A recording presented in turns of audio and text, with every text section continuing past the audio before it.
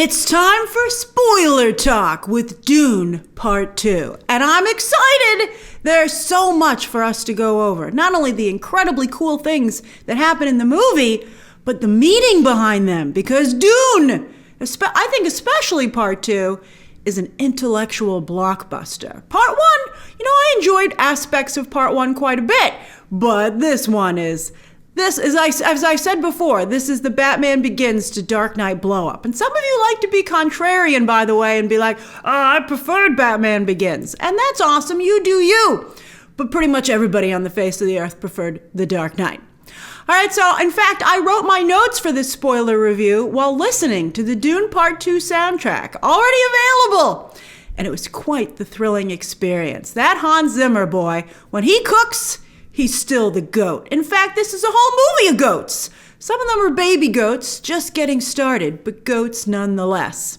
That's really a good way to describe Dune Part 2. Goat the movie! As I said, I'm excited to discuss this with you.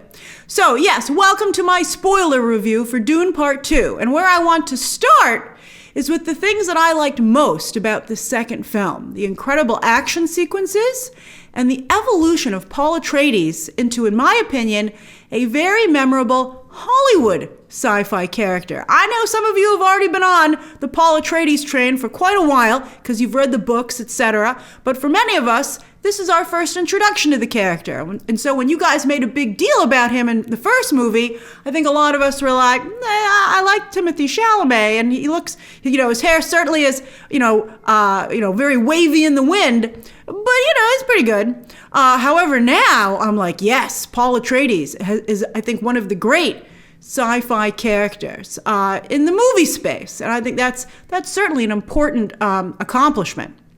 All right, so let's talk action sequences. There are several throughout the movie that are not only thrilling, but high art. It's as if Anna Wintour's The Met Gala has action sequences, right? I mean, that's perfect. That's actually the perfect way to describe Dune Part 2. So the first one, of course, is at the very beginning of the movie, the Harkonnen Ambush. So when the film started, I was a little bit concerned it would be more of just the same. I respected Dune, but Dune Part 1, but it hadn't captured my heart. But when the Harkonnen soldiers activated their anti-gravity devices and then poetically floated to the top of the rocks, I was captivated. And I love the choice to not have them rocket to the top, like so many other science fiction characters have done before, right? Because there's a lot of people using jetpacks, but this floating idea, that was really nice. It gave the action sequence elements like a ballet. I think that was just really smart. And then they balanced that out with the fast and brutal violence that the scene erupted into. So you've got these characters, soldiers floating around, but then the laser-guided bullets, or was it just a laser? It happened so fast, it was hard to tell. And then, of course, the equally brutal and quick knife attacks from the Fremen. I mean, it just made the whole sequence not only stunning to behold, but very fresh and unique to the Dune franchise. And as I said, they were able to balance those elements out. And so it allowed the action scene to still have that verve, that vigor, but yet the balletic elements, slowing it down at points, gave it the high art quality as well. It's really, really impressive. All right, the Harvester attack. Wow, I was wondering what was going to happen to that alien mouse. I was like, be careful, little mouse. I mean, I knew that thing coming out of the sand, that stick, was some sort of predator, but I had no idea it was a Fremen hunting much bigger game than mice. Oh, that was incredible. I will always remember that. That was a great sequence. I love the way that the Fremen were able to hide under the sand and then pop out of the sand. You would think the sand, once it kind of settled over on top of you, it would be heavy and you wouldn't be able to pop up like that. But I guess they were that close to the surface. I mean, it's incredible. I wonder if anyone will be able to replicate it in real life. I wonder how they managed to do it on set. Is it really just that easy? It was just so cool. How do you bury yourself just that much beneath the sand? But not so little that you can clearly tell there's someone under there. I mean, it was amazing. I never got tired of watching them pop out of the sand. This attack, though, overall was very interesting in many ways. So after they popped out of the sand and they did the quick with the knives, right? I like the way that it played out, taking out not just the Harvester, but the helicopter, the gunships that were, escorting it. So this sequence played like classic guerrilla warfare with tactical plans and unit coordination. And this whole movie, while it puts a sci-fi like futuristic twist on everything, it really underscores that there are certain elements of war and engagement and conflict that are constant. And I love that stuff. I think that's fascinating. So they gave a sci-fi twist to all this, right? From the uniforms to the type of weapons used on both sides. Having to time the rocket attack from the Fremen to the gunfire, because that was the only time that the helicopter, the gunship, when the gunship fired, was the only time that it let down its shields. So that was the only way that a rocket could go in. So in order for you to send something in, you had to allow something to come out. So that was very dangerous. But that was great. It was really interesting to watch how they did that. I thought that was fantastic. And again, the speed of the knife fights it continued to be mesmerizing here. There's a long-standing joke that you don't bring a knife to a gunfight. But I have to say, I think the Fremen could take on any weapon with just a blade. They are that skilled. I was really, really impressed with that. All right, the next action sequence is riding sandworms. I didn't get sandworms with the first movie. I thought they were just big and gross. But in this film, seeing how you can ride them, instantly I was like, these are amazing. You got something here. Not only did I think the sequence where Paul learns to ride sandworms was very well done with the music, and they put you right in his perspective, like you were on the sandworm. I was like, this is quite the theatrical cinematic experience. But then I liked the idea that a whole bunch of people could ride sandworms at once.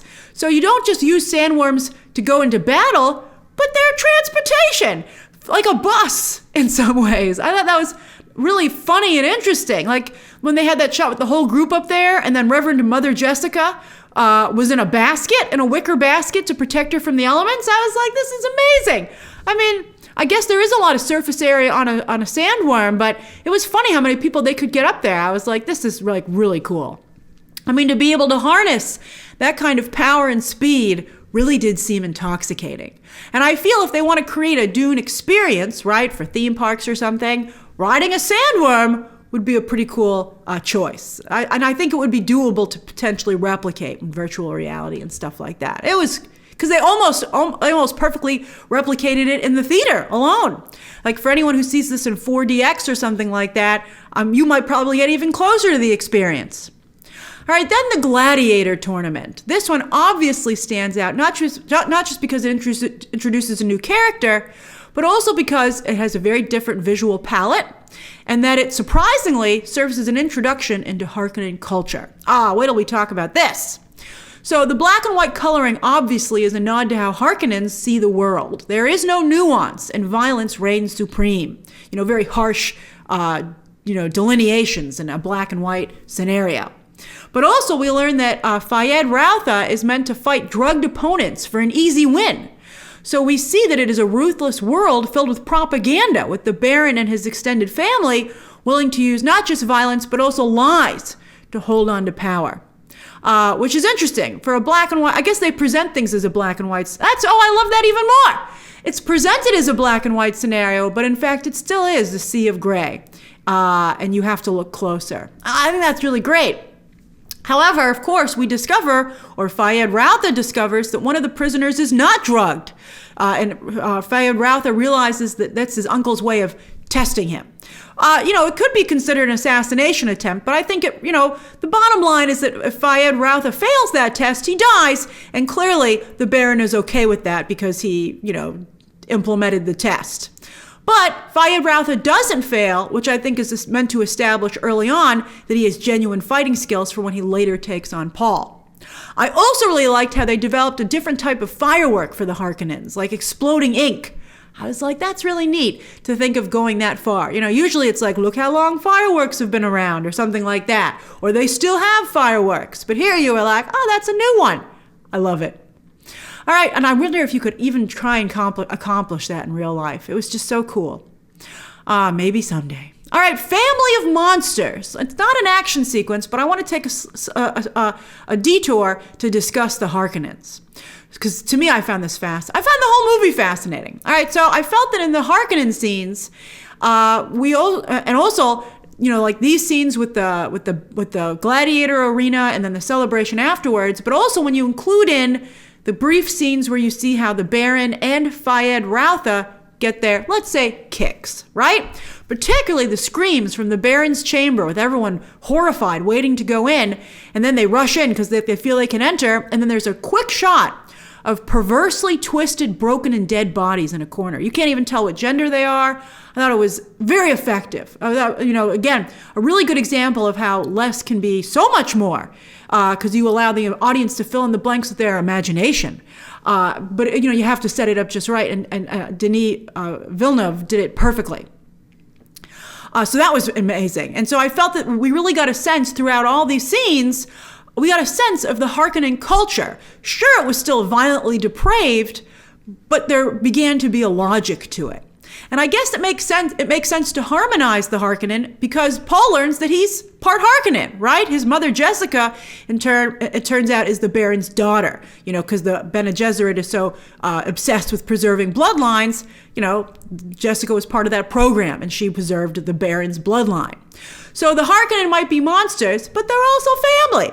And whatever it is inside the Harkonnen that makes them the way that they are, I believe, is what's in Paul and Jessica that makes them so aggressive and ruthless, because the Duke certainly didn't have those qualities. It's even discussed at the very beginning of the movie when Lady Jessica was like, your dad didn't believe in revenge. And I think Paul should have been tempted to say, like, I didn't think he'd ever expect to go out the way he did. I think he might believe in revenge after that. But still, I bet that's part of the reason that I think Paul and Jessica are so different from the Duke, because of that Harkonnen background. I think that to me, it's also fascinating. He's not just part Harkonnen, but it factors into the story and his character. Oh, that's great writing. Then, going back to focusing on the action scenes, next up, the attack on the Emperor. A sci-fi take on, again, a tale as old as time, with a huge civilization feeling that they're superior to the guerrilla warfare fighters they're going up against. But it turns out they're not only slower to move and hampered by tradition, but the guerrilla fighters at the end of the day simply want it more. Orderliness versus chaos, perfectly visualized by having the Emperor's troops in formation coming face to face with the Fremen riding those sandworms. Oh, that was amazing. I thought that was great. I'm amazed that some of the Emperor's troops still stood and fought after that. I'd be like, they got sandworms. I mean, forget it. Nobody told me there were sandworms involved in this. I'm going home. And then, of course, on top of that, they not only had sandworms, but atomic warheads, which I guess, by the way, don't expel too much radiation because they were still fighting pretty close to where they went off. But again, a tale as old as time. Who has the most firepower? Who has the most advanced weaponry? And I guess, obviously the Emperor and his forces felt that they did, and technically the warheads are theirs, from their school of thought. But I guess the sandworm is kind of like, don't discount the power of like Earth and history. Like, you're a civilization, but how about the history of this planet? And just as long as there's been life on it. Oh, that's also fascinating. Oh, that's also really great. That's another great element and dynamic that's at play here. But again, the reason that Paul has the atomic warheads is because Gurney knows where House Atreides hid their nuclear arsenal. So Paul Atreides is able to use it with the Fremen. The Emperor and the Harkonnen weren't able to claim those warheads for themselves.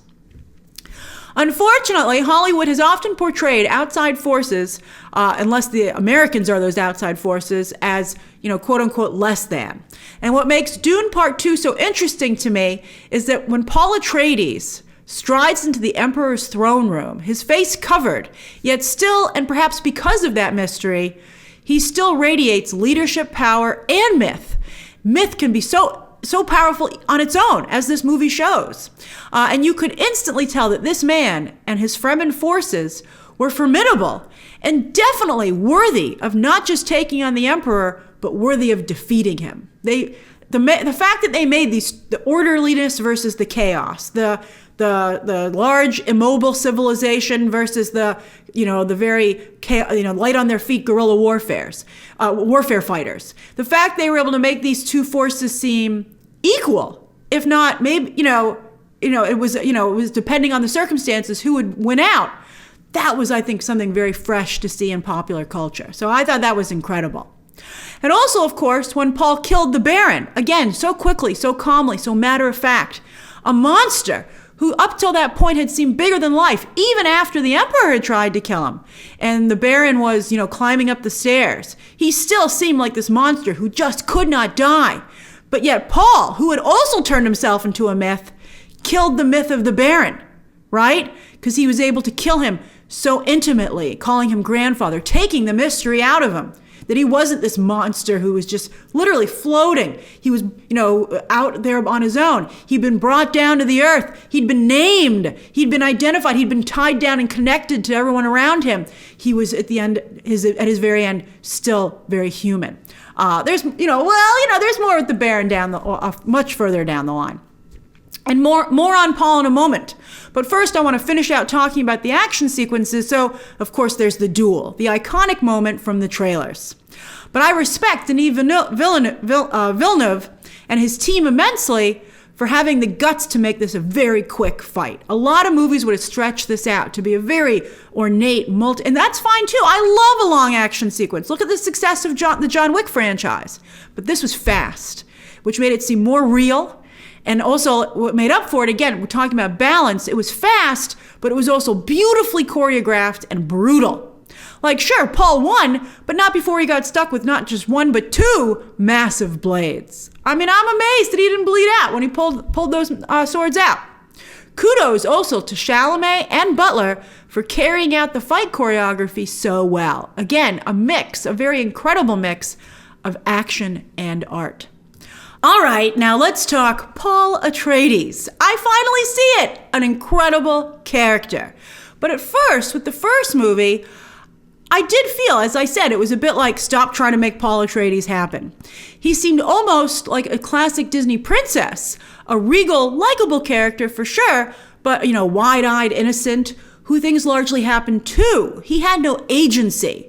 And perhaps, that was an intentional choice when you look at the full character arc. But that's the problem when you divide a single book into two movies that are almost 3 years apart. You divide and pause your character arc so that it seems like, there's not enough growth. But when in fact there is incredible growth. To me, what's most interesting about Paul Atreides is that he is a man in just the right place at just the right time. And he is in many ways at the nexus of everything that's in play with this story. He's House Atreides, but yet also we discover he's House Harkonnen. He is a man, a prince, and a soldier, but yet he has also been trained in the ways of the all-female Bene Gesserit, meaning he wields the power of both genders of his world, the powers of the men and the powers of the women. As a royal, he understands how the houses operate, yet he has also learned the ways of the Fremen. And on that note, isn't that just, it's beautiful. Speaking of balance, he wins the physical fight thanks to the Fremen at the end, but he cements his victory by showing respect to the ways that the houses operate. And that's by offering to marry the emperor's daughter so that the emperor's bloodline at least stays in power to a degree. And that also, the idea is that will lend credibility to an heir. Now, the other houses don't go along with it anyway, at first. And that's why the Harkonnen part of Paul tells the Fremen forces to lead them to paradise, which in other words means kill them all. So I think after the first couple of rounds of killing, I would think that everybody who's left over at the houses would say, you know what? Maybe Paul is okay, especially since he's going to marry Princess Irulan. Princess Irulan. She's going to be ruling beside him and help him produce an heir. And that's going to help that medicine go down a little, that spice is going to help the medicine go down a little better. So it was very clever, and it shows how Paul operates and how he's able to operate because, again, he has a connection to everything. Now, as for Timothee Chalamet, while I did feel he was perfectly cast as a male Disney princess in the first film, I was really pleasantly surprised and impressed that he was able to portray Paul's evolution and to become the more aggressive character. Chalamet is able to carry himself not just like the leader of an army, but believably as a messiah. That's very hard to do with body language, especially since he played the opposite so well. It's unusual to see both elements in I guess you would say that's acting, but and especially in someone who's a lead actor. That's usually a character actor trait.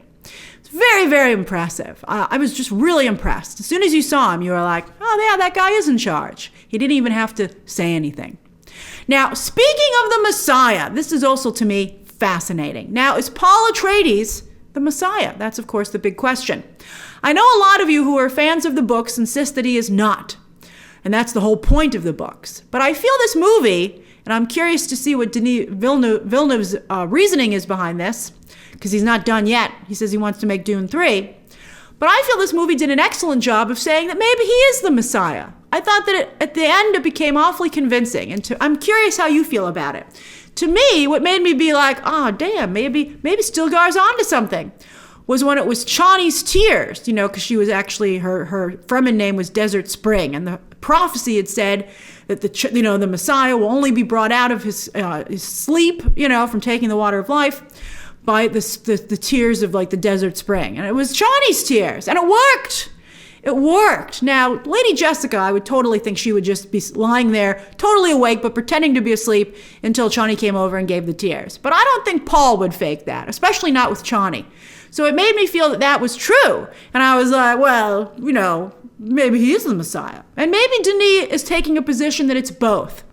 Because while the movie does make you wonder whether or not Paul is really the Messiah, it also shows you that no matter what, either way, nobody rises to power all on their own. Even for a Messiah, even if he was the Messiah, maneuvering at the human level is still necessary. So let's take a look at that. Stilgar is incredibly important to the rise of Paul, not only in his faith that Paul is the Messiah, but in his ability to do something about it. He's the one who makes Jessica the new Reverend Mother, putting her in a position to help Stilgar cement Paul as the Messiah to the Fremen. Now, when it comes to Jessica, while Stilgar truly believes Paul is the Messiah, Jessica simply sees a myth that can be harnessed.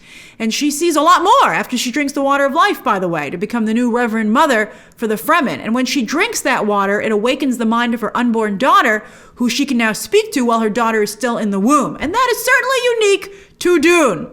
And Paul's unborn sister is like, let me get in on this. I care about my brother. I want to help him out. So Paul has his mother and his unborn sister, who will eventually be played by Anya Taylor-Joy, who shows up here really briefly, like for just a minute or even less, in a vision of Paul's. But they're working to put Paul to where he needs to be. So Jessica and Alia are strategizing. They're plotting to make sure everyone thinks Paul is indeed the Messiah, using Jessica's position as the head of the Fremen's religion to get that message out. In fact, they intentionally target the parts of the Fremen, I think it's the southern, right? I keep thinking of the southern and northern water tribes because we just did Avatar again. But I think, the part of the Fremen that are more religious. So basically, Jessica turns the religion of the Fremen into their version of the Bene Gesserit, right? Even down to the styles of dress. Taking what she learned from them, the Bene Gesserit, about manipulating the powers that be through religion and subterfuge, and doing that to the Fremen, right? That's really interesting. So much of the Bene Gesserit's tools, from strategy to the voice, right, etc., are being used against them, thanks to Lady Jessica and her son, who she trained in their ways, switching sides. Then finally, a couple of spoiler notes on some of my favorite performances. I'm not going to go over everybody. Everybody did a great job. Everybody did a wonderful job. But I think that there are a couple of actors that, I just want to give a little bit of a spoiler shout out. So Zendaya, of course Zendaya. Zendaya does a wonderful job here, especially in that she's able to give Chani dignity and strength instead of just playing the girlfriend. And that's hard to do. Zendaya very much makes Chani her own person. I felt awful for her when Paul announced he would marry Princess Irulan. And I'm, good for Chani for keeping her cool as best she could and maintaining what little of her dignity was left, right? But she didn't deserve to have that sprung on her in front of everyone. But I guess, to be fair, she wasn't on speaking terms with Paul. That'll teach you to totally shut someone out before they're going to make a big speech. I think maybe Chani should have checked in with them, been like, I'm still upset with you, but what's the game plan here? Then at the end of the movie, when she's getting ready to ride off on a sandworm by herself and she's really upset, I was like, you go find your own franchise, Zendaya. You ride that sandworm off into off into the sunset in another franchise. Although, of course, there is already talk of Dune 3, where her character continues to be very important. Then Florence Pugh. Speaking of Princess Irulan, while Zendaya might have won the red carpet fashion battle, Florence Pugh won the film battle. Her costumes were incredible, like Princess Leia times a gabillion. But Pugh made these crazy costumes not only seem perfectly normal, that's incredible. She's like, yeah, you see this little mesh, ski mask? I love it. You're like, it actually looks like you're very comfortable. But she also made them seem, of course, very high fashion. Pugh here exudes not just the natural grace of a princess, but a groundedness, which I thought was really impressive. Not just aesthetically, they decided to depict the emperor and his daughter as very much in tune with nature, right? But I think it also makes her a formidable opponent because she is even-handed in her emotions. That makes her even-handed in her strategy, and it gives her a very even-handed footing.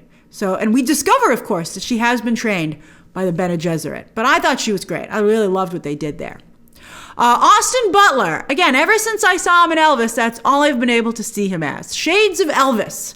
And so here, I was so happy for him and the movie that he was able to become something else. And he felt very much like an extension of Stellan Skarsgård's Baron, like a baby version of that, whatever that monster was. Like, this was the baby, lean and mean version of that bloated elder. But yet, make no mistake, that was probably the path that Fayed Routha was on. But I thought it was amazing. It was great. And that's my spoiler review for Dune Part 2. So much to chew on, from action to visuals, performance, philosophy, history, sci-fi, in Hollywood and the history of the genre. I hope you enjoyed Dune 2 as much as I did. And if you did not, I hope maybe my spoiler review was able to help you gain new perspective on the film and maybe look at it a little differently and maybe appreciate it and maybe hopefully even enjoy it a little bit more. All right, share your own thoughts and theories and observations down below. Subscribe today. And of course, as always, you can check out some more videos right now.